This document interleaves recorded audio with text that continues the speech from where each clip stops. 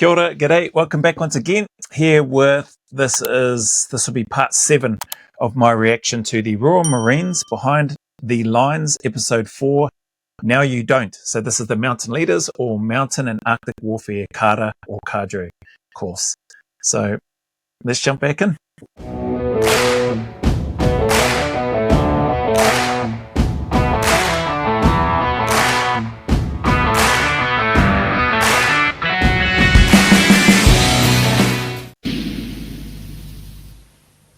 Going back to the gunshot wound, are you saying that you should actually virtually pull it through with a piece of gauze or something? If you're isolated and on your own, and there's no prospect of medical treatment for the next 7 days, and you've got a gunshot wound under those conditions, and you're forced to go to ground and hide, then yes, if you can, you must get the junk out by any means possible. It doesn't matter what size the hole is, as long as there's oxygen circulating in the hole. Providing, of course, bleeding has stopped. Pray God the bleeding in the Falklands will never start again. It was there that most of these young men first encountered the shocking reality of war. And there's nobody around. So too did Surgeon Command. Just again, some experienced, seasoned soldiers, right, on this course, which is awesome. Commander Rick Jolly, who tended 750 wounded, mostly Royal Marines and Paras, without a single death. He lectures now to men pensive at the price that others paid. Holy heck, 700 odd or 750 odd casualties without a single death? Is that what I heard? I'm just going to rewind it, hang on. So too did Surgeon Commander Rick Jolly, who tended 750 wounded, mostly Royal Marines and Paras, without a single death. He lectures now to men pensive at the price that others paid. Wow. This is a guy injured at Ajax Bay, and a piece of shrapnel has come up past his leg and taken away quite a lot of the flesh and skin. Some 5 days later, looking at this wound, it has an unusual appearance to it. It's sort of redder than real life, and that's because healing has begun. This is what they call granulation tissue. This is Mother Nature's attempts to heal, and he's doing extremely well indeed. It's a nice fresh wound, which the surgeon just scrapes up slightly, and then taking graft of skin from the other side of the other leg, begins to cover up the wound. And look how nice it's looking now. Wow. Another aspect, and it's an important one, which nobody ever thinks about in exercise, is burying your dead. Okay? How often, when we've been in a commando unit or in a company attack, you get up and you storm through the objective and it's ho-hum, 1 day to index. It's all been tactics and roll on the weekend and a few pints. Okay? It's different in war because you actually end up with the dead. Back at Ajax Bay, these are the dead from Goose Green. We stripped every one of those dead to make sure that we knew what they died of, because some of them were going to go back to England and the coroner would be involved. Heartbreaking task, if you like, to stand there in the freezing cold and strip bodies and take blood-stained things and put them in bags and sign for them, rings and fountain pens and photographs to send back to the relatives. But very important, because it also works out your own grief.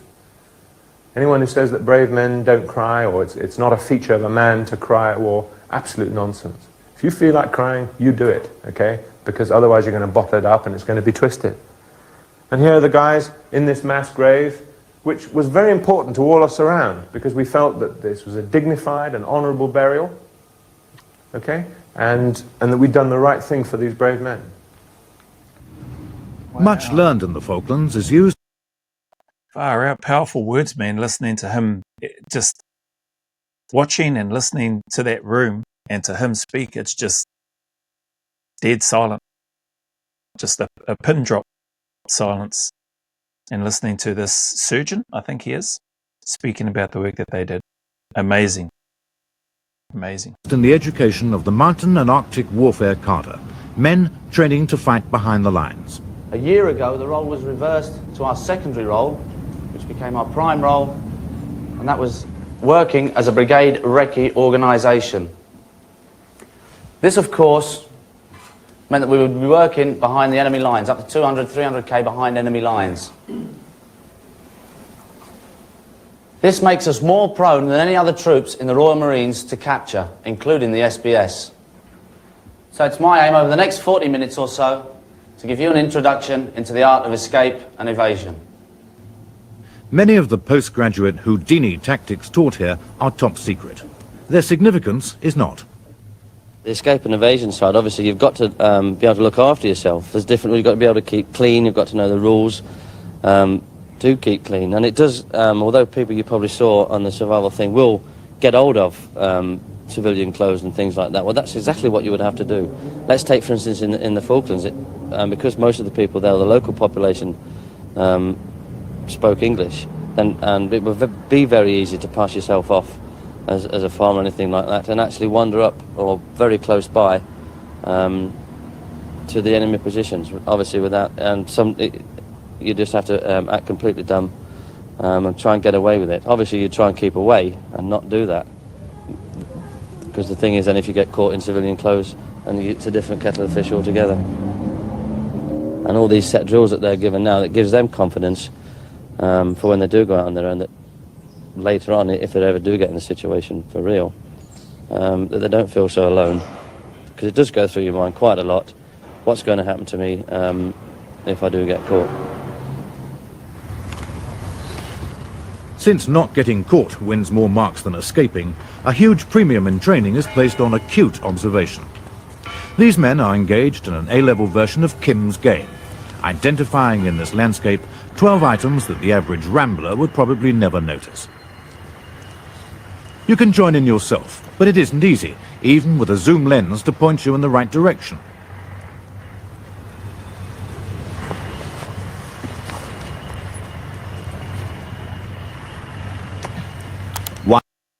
I can't make out what that is. An axe, common or garden. Oh, yeah. Can make it out clearer now with that angle. The Marines have got 11 more to go. For you, just one.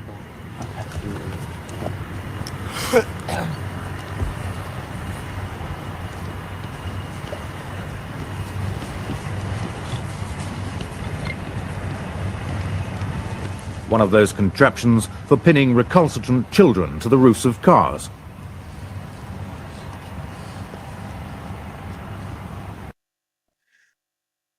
No, I don't know what that is.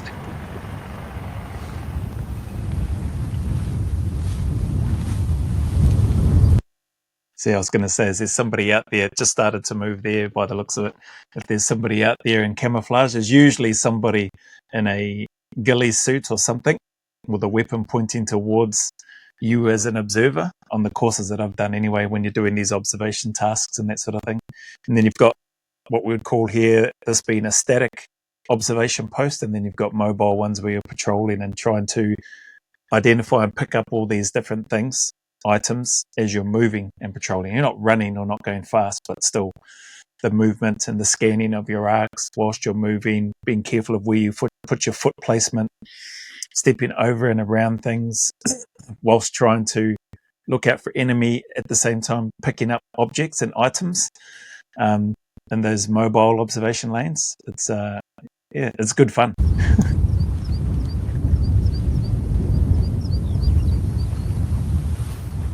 Life out here is full of surprises. Practically every piece of vegetation appears to be liable for income tax. These are snipers training for their lonely, dangerous job. For obvious reasons, their faces will not be seen. The commander could use a sniper and a reconnaissance. Okay, I thought that sniper piece that we just saw there, I thought that might have been part of their static observation, but clearly not.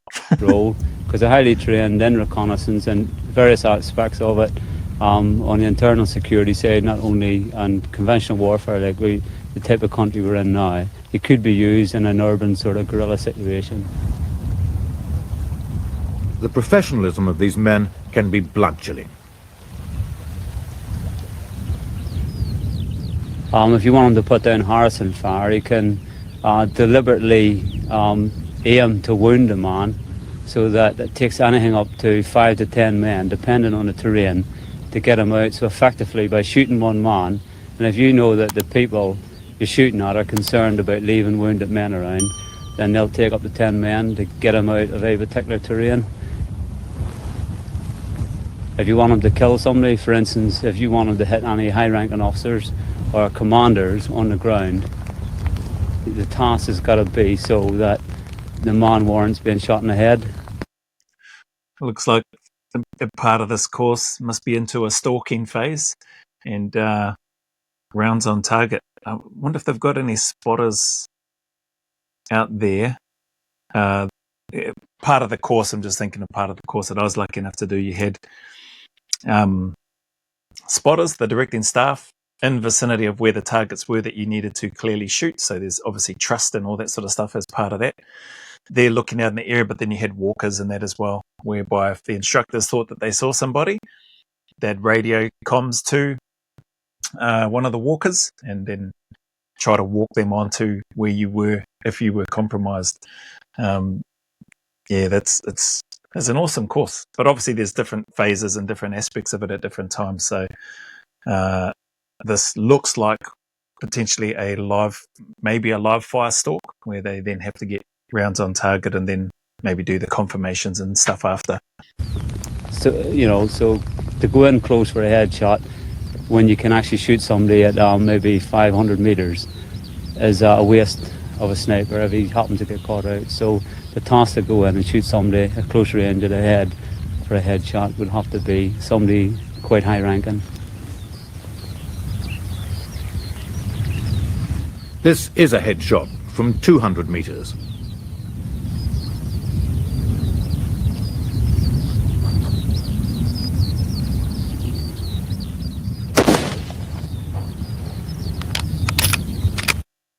Nice.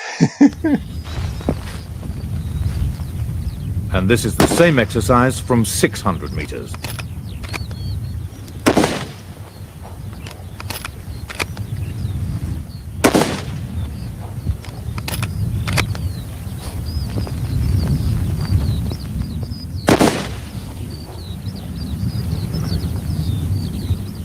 But if you look here, you can see the exit holes, all right, are quite big. So you can see that the 4 shots that he fired into the body, and the range he fired at was approximately 600 metres.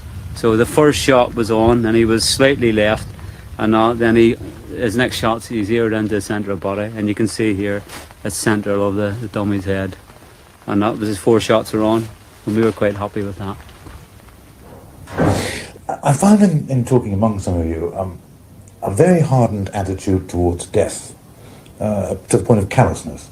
I'm not thinking about battle here now. I'm thinking about one shot I had where there was a colleague who had died, and it was seen without sentiment. Do you think you become hardened people? Yes, probably. Yeah. Does that disturb you? No, I think it's an advantage. It's a fact of life, I suppose, I think. And there's no... as you said, it's probably an advantage to be able to, accept it and still carry on.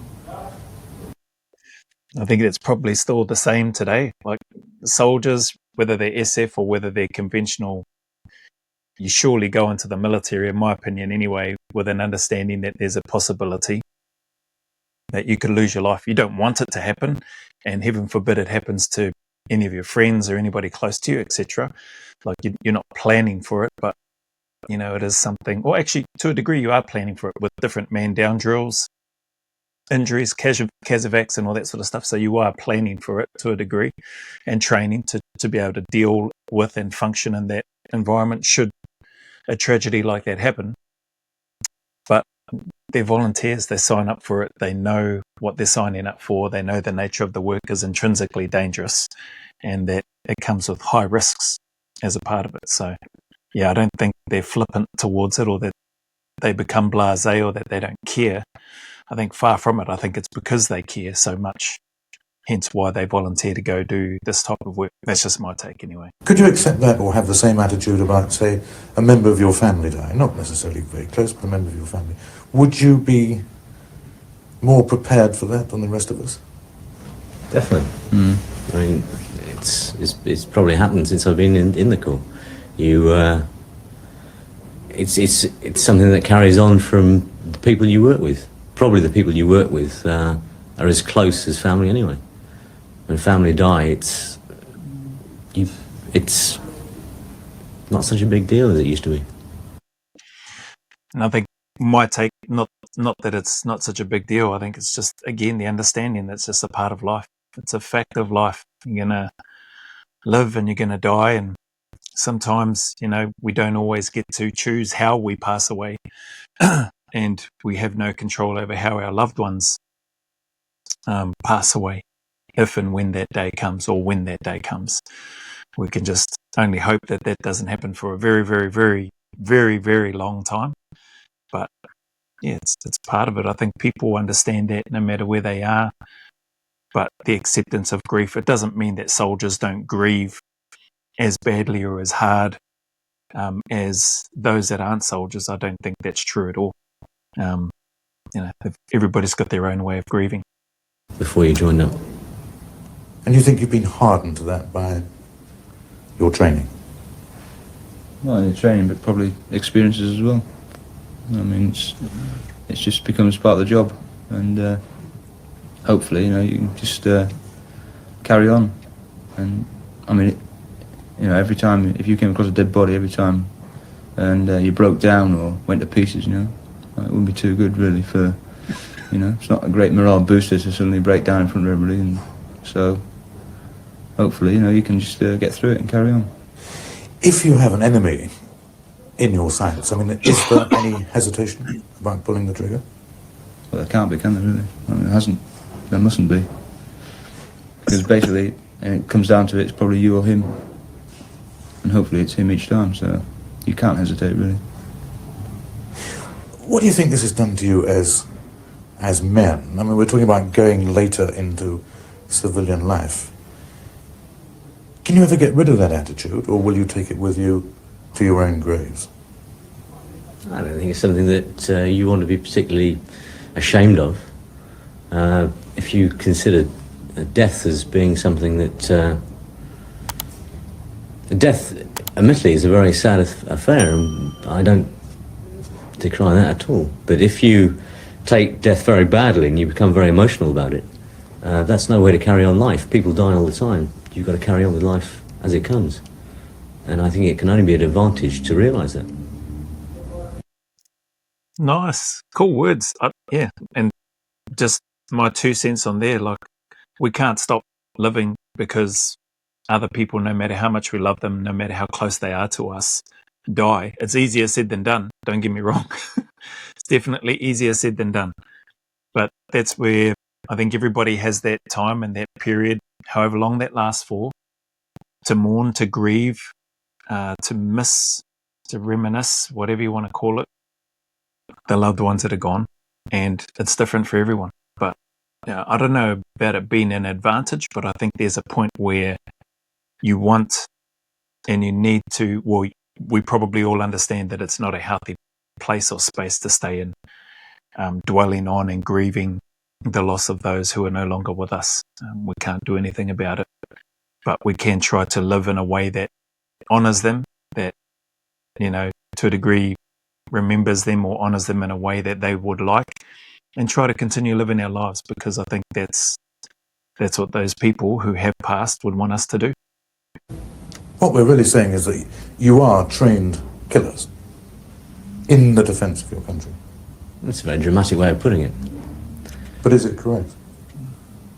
I think yes. If you're saying that as the right question, yes, it is. But I don't think anyone actually physically thinks, he wakes up in the morning and says, let's go out and kill someone. You have to do it as part of your job, and if you hesitate, if it is part of your job, then you're not fulfilling your role as a good soldier, and you will not be a good soldier. And as you won't be a good soldier, you'll probably end up dead yourself. That's what it.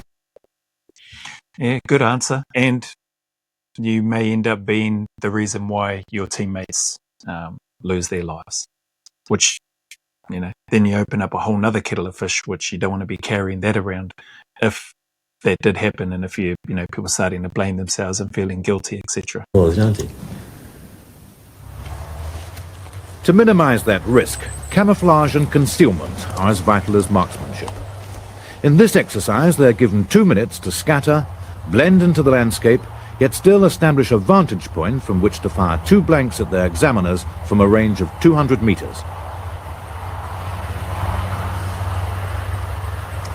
Observe now. I used to love this part of the course, like the sniper's course that I was fortunate to do anyway, where you get those moments, 1 minute, 2 minutes to run out, bomb burst, get into a hide, make sure that you've got muzzle clearance, all that sort of stuff, be concealed, and then shooting blank rounds towards your staff. And they're going to use the optics to look for you and to walk. Typically, they would walk the walkers onto your position if they felt that they could see you during that time. It's like it made me feel like being a young kid again with my cousins and with my friends and the other kids on the street playing hide and go seek or go home, stay home. That's what it felt like. The observer's role is simply to spot the snipers. The rules are unconditional. Exposing a square inch of anything, uniform, skin or rifle, means failure. Roger. Where Tony is now is about 190 metres, all right?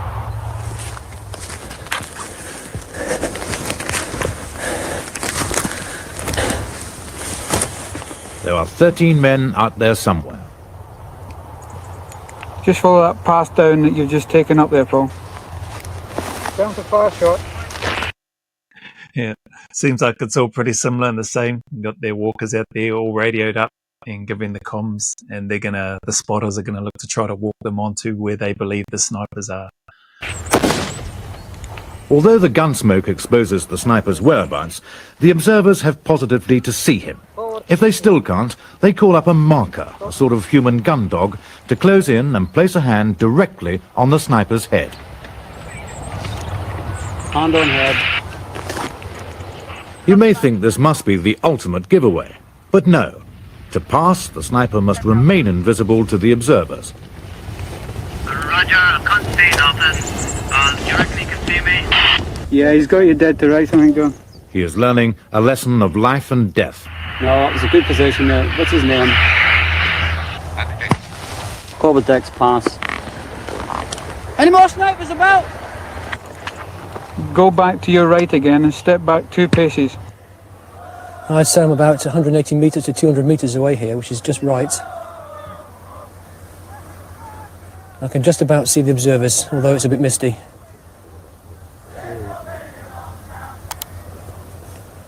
Sounds like Paris just running by. Somebody's just been pinged. Craig. Corporal Craig, Tony. Did you get that? Yeah, what you can see, all right, you've created a big black hole here by putting yourself in there. All right, if you look behind you, you've got a lot of shadow. Right, actually in there, you'd have been a lot better in there, into the shadow. But what you've got is you've got a big green bush, and then you've got brown here in the middle. Yeah, so you've got to really think about your surrounding area. Okay. Blending with that bit there, you see. Yeah, well, ideally you want to be forward of it then, so that that's your background. Okay. Okay, if you stand up then and just move over to the left-hand side there. Okay, any more snipers about? At the moment, I've got a shot just over the right shoulder of young George, who's about 5 metres in front of me. Okay, the sniper to my rear. Fire your shot. He's about to fire his shot. There he goes. This is a dodgy time for me because they're looking straight at me as well as him. So I'll keep very still.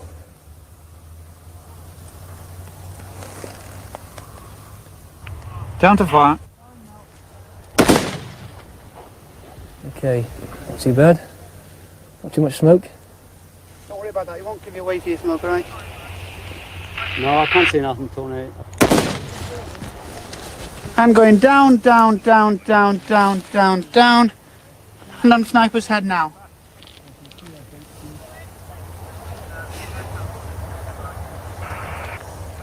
Okay, can you make a move then, Tony, please?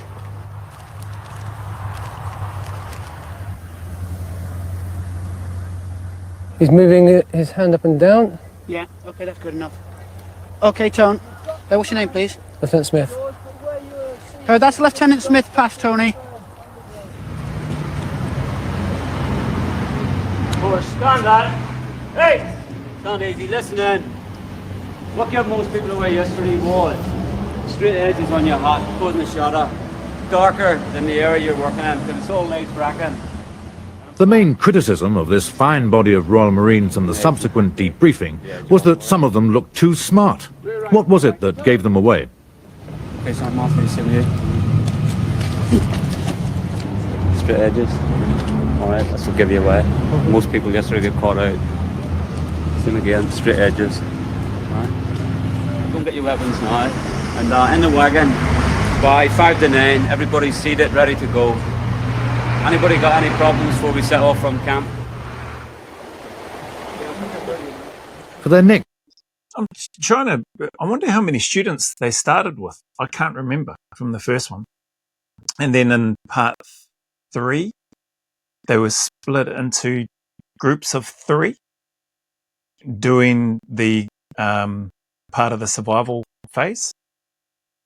And maybe they were just showing 3 groups of 3 or just certain participants at different stages of the mountain and Arctic warfare Cadre course. But there still seems like quite a few. So I wonder how many they started with. And then hopefully by the end we'll see how many passed or finished the course. Devious operation, they're required to stalk 1 mile along a riverbed to positions from which they could assassinate their instructors without a lot of fuss. Come 5 o'clock at the house, you've got that gap with prominent green, light green. Seen? Yeah, I think they're using that as a gateway across. Roger. There's a bit of a dead ground there as well. Yeah, they're not using the dead ground, they're actually just crawling. And also by the back of them trees, they're moving up in them trees, I'm sure they are. To some, the assassination proposition is becoming increasingly appealing. Though the problem this time is that they don't know where the observers are. They could actually stumble over them. That's an interesting exercise. They don't know where the targets are. Surely they're given a rough ballpark idea of where they may be if they're not given the exact location. That's an interesting one. How's our time? I think I'll wrap this one up here. This is nearly 30 minutes, but good fun, man. Some good memories for bits and pieces of it. Really cool, this course and the training that they're going through and the exposure that they're getting, the lessons that they're receiving in and around the medical stuff that I think I saw, or whether that was a part of a medical course or whether that was just but some information and lectures on what the body's doing and how it tries to heal itself. It is an amazing thing. But heck of a lot of information and tasks and stuff that they're involved in, the students that is, and just the delivery of the training by the instructors. Very, very cool. Great to see. So anyway, appreciate you, man, if you made it this far and stuck around. Appreciate the time and the support that anybody gives to this little channel here, and definitely enjoying watching, learning and reacting to the Mountain and Arctic Warfare Cadre course, Mountain Leaders course. So thank you again to those that made the suggestion, the recommendation. And yeah, hopefully, if nothing else, you're getting a bit of a laugh out of it. There was a comment saying, "Oh my God, you do love the sound of your own voice, don't you?" It made me crack up. I couldn't help. All I just put was some laughing faces when I saw that. I think one of the kind supporters of the channel responded and said, I think they said something, by the looks of the views, it seems like so do a lot of other people or something. But it was really kind. It was humbling. I don't know if it's true, but yeah, there's a handful of people, there's a few people that are kind enough to support my channel pretty consistently, and I do appreciate it. So anyway, that being said, regardless of the challenges, regardless of the obstacles, setbacks, difficulties that you may have, regardless of the words that people might say about you or people that you care about, man, just keep turning up, keep staying in the fight, put one foot in front of the other, take one day at a time. Just keep doing you. And if you're enjoying doing what you're doing, then continue to do it and do it to the best of your ability. Know that, these difficult times, hard times, challenges that you may be experiencing will not last forever. Things can do and will get better if you want them to. The sun will shine again. There are better days ahead, and there is a light at the end of that tunnel, I promise you. So as always, go always a little further. Remember, who dares wins and who cares wins. And until the next video, there's a big mana wave coming from me to you, filled with my aroha, respect, appreciation, and gratitude for you all.